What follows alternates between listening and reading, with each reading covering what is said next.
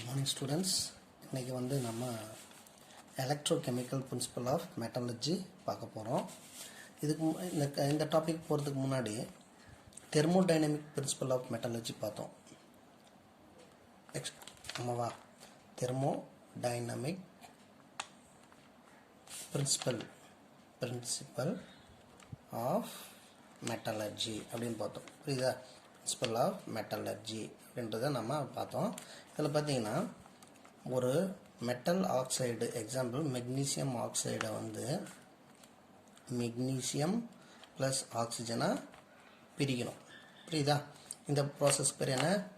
Reduction of metal oxide. அதாவது metal ஆக்சைடை metal மட்டும் தனியாக பிரிச்சுட்டு இந்த ஆக்சிஜனை வெளியே எடுக்கணும். இந்த ப்ராசஸ் தான் நம்ம தெர்மோடைனமிக் பிரின்சிபல் ஆஃப் மெட்டாலர்ஜி பார்த்தோம். தெர்மோடைனமிக் அப்படின்னாலே நமக்கு தெரியும், இந்த இடத்துல வந்து ஹீட்டு, வெப்பத்தை வந்து நம்ம கொடுத்து, அதிகமான வெப்பநிலையை கொடுத்து இங்கே இருக்கிற மெக்னீசியம் ஆக்சைடை வந்து மெக்னீசியமாக மாற்றிட்டு ஆக்சிஜனை வெளியே எடுக்கணும். இந்த ப்ராசஸை பார்த்தோம்.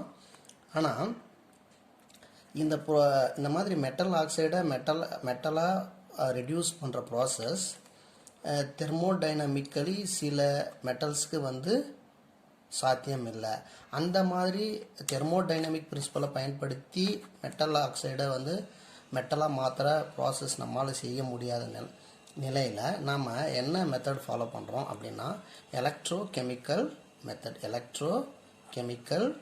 மெத்தட். அதை வந்து நம்ம இப்போது டீட்டெயிலாக பார்க்கலாம். ஓகே, பாரு, எலக்ட்ரோகெமிக்கல் பிரின்சிபல் ஆஃப் மெட்டாலர்ஜி அப்படின்றத பார்க்கலாம்.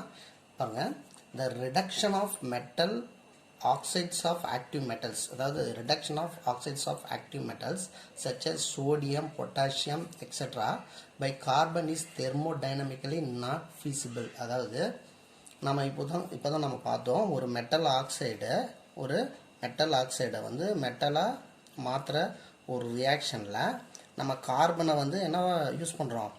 ரெடியூசிங் ஏஜெண்ட்டாக யூஸ் பண்ணுறோம். இந்த கார்பனை ரெடியூசிங் ஏஜெண்ட்டாக யூஸ் பண்ணி சில மெட்டல் ஆக்சைடை மெட்டலாக மாற்ற முடியாது. எந்தெந்த மெட்டல் ஆக்சைடை வந்து நம்ம கார்பனை யூஸ் பண்ணி ரெடியூஸ் பண்ண முடியாது அப்படின்னா சோடியம், பொட்டாசியம், இந்த மாதிரியான மெட்டல் ஆக்சைடை, சோடியம் ஆக்சைடு, பொட்டாசியம் ஆக்சைடு, இந்த மாதிரி மெட்டல் ஆக்சைடை வந்து மெட்டலாக மாற்ற முடியாது.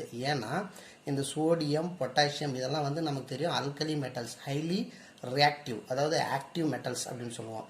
இந்த ஆக்டிவ் மெட்டல் ஆக்சைட்ஸை எல்லாம் கார்பனை பயன்படுத்தி தெர்மோடைனமிக்கலி நாட் ஃபீஸிபிள், அதாவது வெப்பவியலை பயன்படுத்தி நம்ம அந்த மெட்டல் ஆக்சைடை என்ன பண்ண முடியல, பிரிக்கிறது சாத்தியம் இல்லை. நாட் ஃபீஸிபிள் அப்படின்னா சாத்தியம் இல்லை அப்படின்னு சொல்லுவோம். ஸோ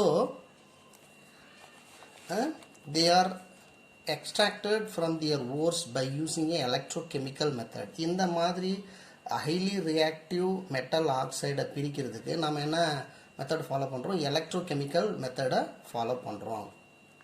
இப்போது அதுக்கு முன்னாடி வந்து நம்ம ஒரு ஜென்ரல் கான்செப்ட் பார்க்கலாம்.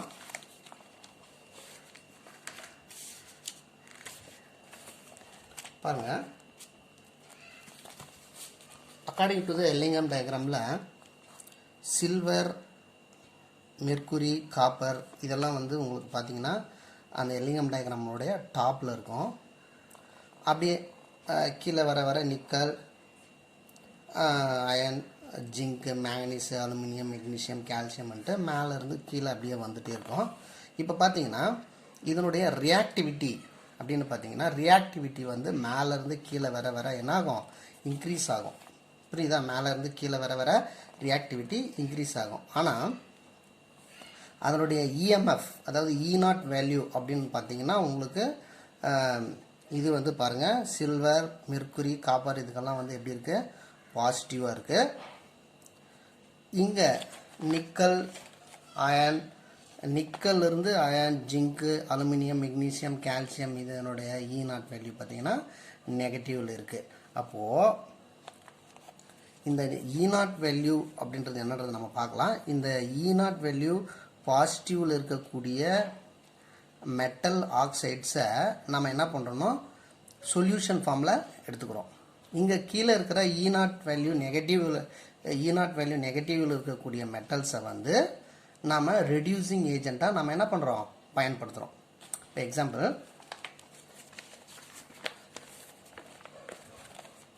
பாருங்க, the metal salts are taken in the fused form or in the solution form and the metal ion present can be reduced by treating it with some suitable reducing agent by electrolysis. அதாவது நமக்கு தேவையான reactivity குறைஞ்ச மெட்டல்ஸை வந்து அதனுடைய salt ஃபார்மில், அதாவது நம்ம இப்போ பார்த்தோம் சில்வர், மெர்க்குரி, காப்பர் இந்த மாதிரியான மெட்டலை வந்து அதனுடைய ஃபியூஸ்டு ஃபார்ம், அதாவது உருகிய நிலை அப்படின்னு சொல்லுவோம். மால்டன் அப்படின்னா உருகிய அப்படின்னு சொல்லுவோம். உருகிய நிலையில் எடுத்துக்கிறோம். சொல்யூஷன் ஃபார்ம் அல்லது வாட்டரில் கரைச்சி அதை வந்து சொல்யூஷன் ஃபார்ம்லேயோ வந்து நம்ம என்ன பண்ணுறோம், அதை எடுத்துக்கிட்டு பாருங்கள்,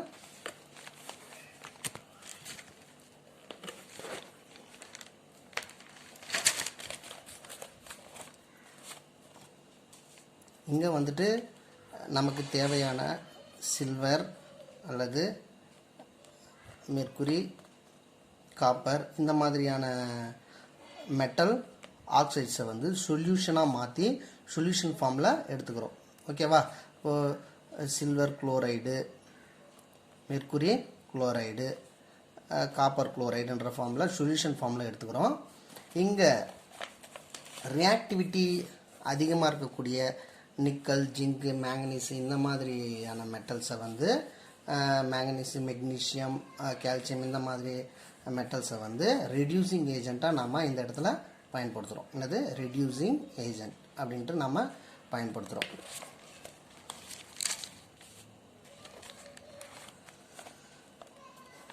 Gibbs free energy change for the electrolysis process is del E naught is equal to minus n f E naught. இந்த இடத்துல del G naught நமக்கு தெரியும், change in Gibbs free energy, minus n அப்படின்னா என்ன அப்படின்னா n is the number of moles of electrons transferred in the redox reaction. அதாவது ஒரு reaction நடக்கும் பொழுது எவ்வளோ எலக்ட்ரான்ஸ் வந்து ட்ரான்ஸ்ஃபர் ஆச்சு அப்படின்றத நம்பர் ஆஃப் மோல்ஸில் வந்து கவுண்ட் பண்ணுறது தான் நமக்கு n அப்படின்றோம். அதாவது பாருங்கள், இந்த இடத்துல நான் சொன்னேன் சில்வர் வந்து சொல்யூஷன் ஃபார்மில் எடுத்துக்கிறோம். முன்ன காட்டின அந்த டயக்ராமில் சில்வர் வந்து சொல்யூஷன் ஃபார்மில் எடுத்துக்கிறோம். காப்பர் வந்து ரெடியூசிங் ஏஜெண்ட்டாக நம்ம சாலிட் ஸ்டேட்டில் எடுத்துக்கிறோம். இப்போது சில்வர் வந்து இங்கே எலக்ட்ரான் வந்து தேவைப்படுது, இங்கே 2 எலக்ட்ரான் தேவைப்படுது. புரியுதா? இந்த 2 Ag அப்படின்னு எழுதியிருக்கேன், இந்த இடத்துல 2 எலக்ட்ரான் தேவைப்படுது. இங்கே வந்து காப்பர் வந்து நியூட்ரல் இருக்குது. இந்த நியூட்ரல் இருக்கிறது ஹைலி ரியாக்டிவ். அதனால் ஹைலி ரியாக்டிவ் இருக்கிறத 2 எலக்ட்ரான்ஸை வந்து இதுக்கு வழங்குது. புரியுதா? 2 எலக்ட்ரான்ஸை இதை வழங்கும்போது இந்த சில்வர் என்ன ஆகும், 2 எலக்ட்ரான்ஸ் தன் பக்கமாக ஏற்றுட்டு என்ன ஆகும், 2 பாசிட்டிவ் 2 எலக்ட்ரான் ரெண்டுமே சேர்ந்து நியூட்ரலாக இங்கே மாறிடும். புரியுதா? இப்போது நியூட்ரல் இருக்கக்கூடிய காப்பர் ஆனது 2 எலக்ட்ரானை வழங்கிட்டு பாசிட்டிவ் சார்ஜை சேஞ்ச் ஆகிடும். புரியுதா? அதாவது பாருங்கள், பாசிட்டிவில் இருக்கிறது 2 எலக்ட்ரானை ஏற்றுட்டு நியூட்ரலாக மாறிடுச்சு. நியூட்ரல் இருக்கிறது 2 எலக்ட்ரானை வழங்கிட்டு என்னவா மாறிடுச்சு, பாசிட்டிவாக மாறிடுச்சு. இந்த இடத்துல பாருங்கள், நமக்கு தெரியும் காப்பர் 2 எலக்ட்ரானை கொடுக்கறதால லாஸ் ஆஃப் எலக்ட்ரான் ஆக்சிடேஷன் நமக்கு தெரியும், லாஸ் ஆஃப் எலக்ட்ரான் ஆக்சிடேஷன். இந்த இடத்துல சில்வர் 2 எலக்ட்ரானை தன் பக்கமாக ஏற்றுக்கிறதால கெயின் ஆஃப் எலக்ட்ரான் என்னது, ரிடக்ஷன். அப்போது ஆக்சிடேஷனும் ரிடக்ஷனும் சேர்ந்து நடக்கிறதால இந்த ரியாக்ஷன் பேர் என்ன சொல்லுவோம், ரிடாக்ஸ் ரியாக்ஷன் அப்படின்னு சொல்லுவோம். ஸோ ரிடாக்ஸ் ரியாக்ஷன் நமக்கு தெரியும், ஆக்சிடேஷன் ரிடக்ஷன் ரெண்டுமே சேர்ந்து நடந்தால் ரிடாக்ஸ் அப்படின்னு சொல்லுவோம். புரியுதா? ஸோ இந்த ரிடாக்ஸ் ரியாக்ஷனில் எத்தனை எலக்ட்ரான்ஸ் வந்து இங்கே ட்ரான்ஸ்ஃபர் ஆச்சு, அதான் n is the number of moles of electron. அப்போது 1 மோல் சில்வருக்கு 1 மோல் ஆஃப் எலக்ட்ரான், 2 மோல் சில்வருக்கு 2 மோல்ஸ் ஆஃப் எலக்ட்ரான் வந்து ட்ரான்ஸ்ஃபர் ஆகிருக்கு. அதான் n is the number of moles of electron transferred in the redox. ஒரு ரிடாக்ஸ் ரியாக்ஷன் நடக்கும்போது how many number of moles of electrons transferred from one metal to another metal solution அப்படின்றது தான் வந்து n is the number of moles of electron அப்படின்னு சொல்கிறோம்.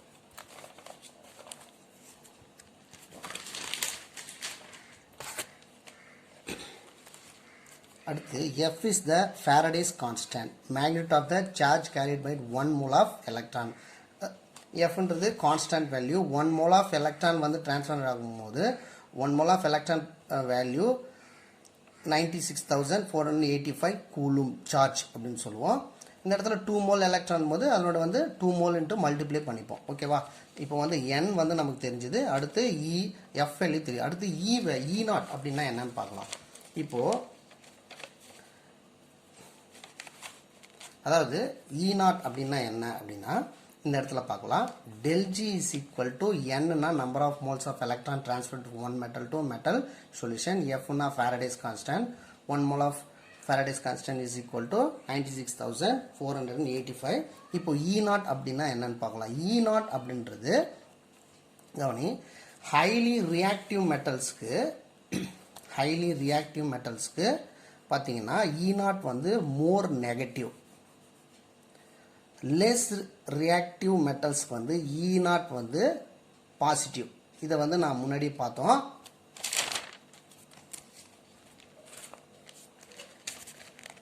பாருங்க, less reactive மெட்டல்ஸ்க்கு E naught value positive. Highly reactive metals பார்த்தீங்கன்னா உங்களுக்கு nickel இருந்து அப்படியே மேங்கனீஸ், அலுமினியம், ஜிங்க், கால்சியம் இதுக்கெல்லாம் பார்த்தீங்கன்னா E நாட் வேல்யூ என்ன அது நெகட்டிவ். புரியுதா? இப்போ வந்து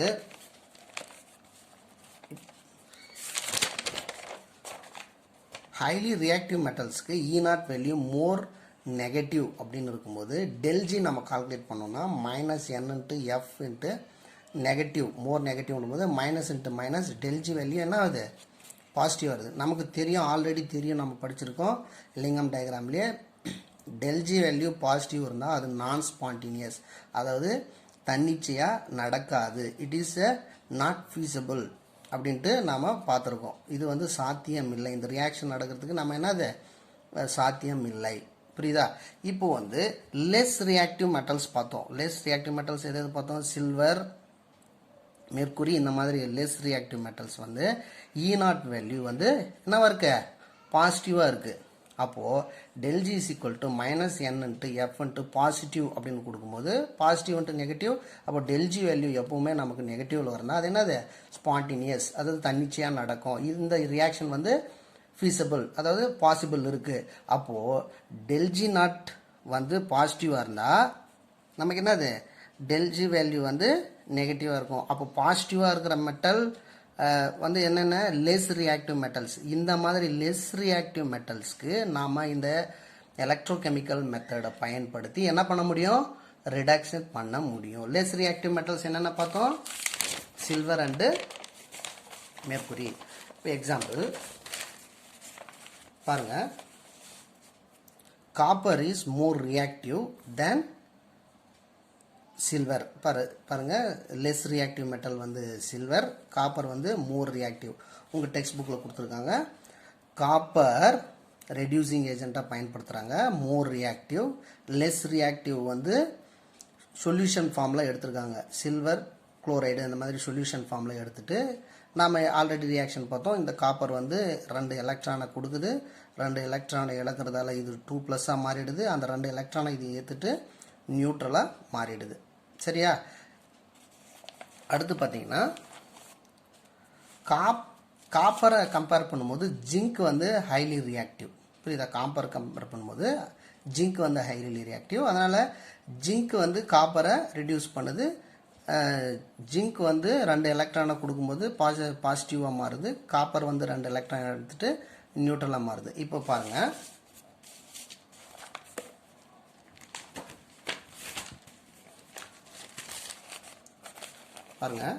சில்வர் வந்து உங்களுக்கு லெஸ் ரியாக்டிவிட்டி ரொம்ப கம்மியாக இருக்குது. அதனால் காப்பரை வந்து யூஸ் பண்ணி நம்ம இதை வந்து ரெடியூஸ் பண்ணுறோம். காப்பரை கம்பேர் பண்ணும்போது நமக்கு ஜிங்க் வந்து ஹைலி ரியாக்டிவ். அதாவது சில்வரை விட காப்பர் ரியாக்டிவ். அதனால் இதை ரெடியூஸ் பண்ணுறது காப்பர் யூஸ் பண்ணுறோம். காப்பரை கம்பேர் பண்ணும்போது ஜிங்க் வந்து ஹைலி ரியாக்டிவ். அதனால் காப்பர் ஆக்சைடை ரெடியூஸ் பண்ணுறதுக்கு ஜிங்கை நம்ம பயன்படுத்துகிறோம்.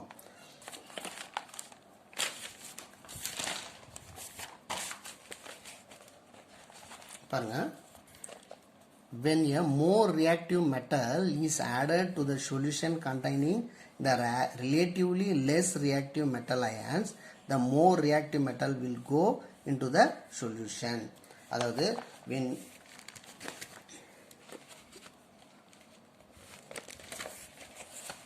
பாருங்க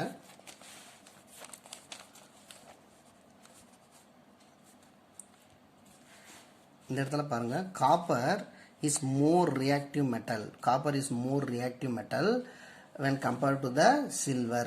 So when added to the more reactive metal in the less reactive metal solution, more reactive metal will give the electrons to the silver. Silver வந்து இந்த எலக்ட்ரானை ஏத்துட்டு என்னவா மாறிடும், நியூட்ரலாக மாறிடும். இங்கே இருக்கிற காப்பர் எலக்ட்ரானை இழந்துட்டு என்னவா மாறிடும், சொல்யூஷனுக்குள்ளே போயிடும். புரியுதா? ஸோ காப்பருக்கு சில்வரை கம்பேர் பண்ணும்போது காப்பருக்கு வந்து அதிகமான எலக்ட்ரானை வழங்குற தன்மை இருக்குது, ஹைலி ரியாக்டிவ் அப்படின்னு சொல்லுவோம். அதே மாதிரி காப்பரை கம்பேர் பண்ணும்போது ஜிங்க் வந்து எப்படி, இது வந்து எலக்ட்ரான்ஸை வழங்குற தன்மை இருக்கிறதால ஜிங்க் வந்து எலக்ட்ரான்ஸை வழங்கி இது நியூட்ரல் ஃபார்ம் மாற்றிடும்.